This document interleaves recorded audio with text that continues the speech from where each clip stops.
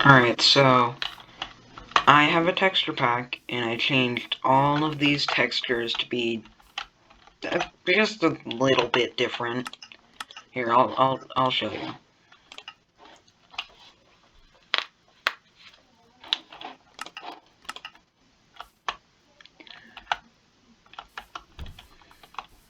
That is gold ore, iron ore, coal ore, nether gold ore, lapis ore, diamond, redstone, emerald, nether quartz, grass block, grass path, and tall grass.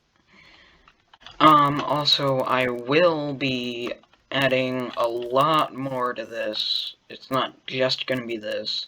Once I finish this entire pack, I will do a playthrough with it. Also, if I can figure out how to make a link to it in the description when it's fully finished, I will put that there in the final result video. This texture pack project will take a while. I'm probably gonna do like one type of thing daily. Today I did two. I did all the ores, and I did all the types of grass. So I will update you guys every time I make a new update to this, I guess. Alright, bye.